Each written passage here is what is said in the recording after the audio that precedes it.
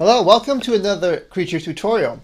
This tutorial is going to cover some recent workflow feature-related improvements of the Creature animation tool. I'm sure all of you are going to appreciate very much these recent functionality slash workflow improvements of Creature. So I'm going to go through each of them in detail and show you what they do. Now, the first new functionality that improves workflow is the group bones functionality. So if I move my mouse over to animate and click on bone groups, you will get the ability now to actually group or make bone groups out of a set of bones. So for example, I can multi-select, say, a set of bones in this area over here, and if I move my mouse over to add, I can give it a name like my group, for example, or maybe tailbones. If I click on tailbones, you can see automatically that these are the bones that are selected. So let's make another group of bones, let's say for the leg, and I'm going to add another bone group. Let's call it right leg. All right. Okay. So as you can see, as I click between the different groups, I can easily switch between my selection. Also in the actual knots and splines view, you notice that it automatically selects the correct bone groups, right? So I can switch between them and it actually shows me exactly the tracks that are selected for that set of bone groups. And you can also select individual bones as well. This is very convenient. I'm sure you'll find this very useful when you're doing animation with lots and lots of bones. You can of course remove bones, you can remove the bone group itself, and you can add more yourself. So that's the bone groups functionality. You'll find it very useful. The next feature I'm going to cover is the ability to actually composite or fuse and combine animations in different clips into a new animation. This is a new feature for Creature Pro. Move your mouse over to Animate, go to Motor Swaps and Effects, and there's something called the Animation Compositor. So click on that. And so in this window now, we can actually add your different animation clips. So for example, let me add the default. And I can choose to add the clip before or after. In this case, it's only one, so I'm going to add it after, and I click on Real Run. So as you can see, what I'm doing is I'm actually composing these clips right now. I'm adding them together, right? So these clips are going to be running in sequence, okay? And you can pick the blending frames as well if you want to enable blending. I can click blending, and then I move my mouse over to Generate New Animation Clip, okay? And there you have it.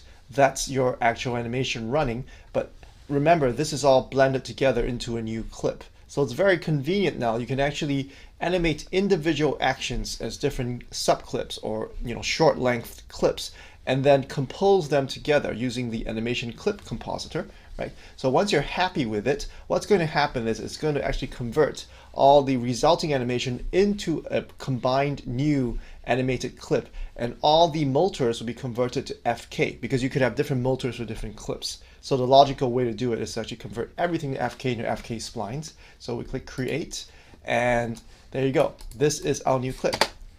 And you can see, let me just quickly scrub through the frames. You can see it's actually combined them all together, which is very, very cool, right? I think it's a very useful thing. Now, let's go back to the animation compositor again. There's a couple of other features that are very useful in this compositor tool. One of them is if you don't want to do any blending, you uncheck blending. And then let's say you want to actually preserve the FK animated knots or splines that you've actually handcrafted yourself. You don't want the animation compositor, when doing its FK conversion process, to actually change those knots. What you do is you check the preserve FK option. All right, and you go ahead and generate new animation.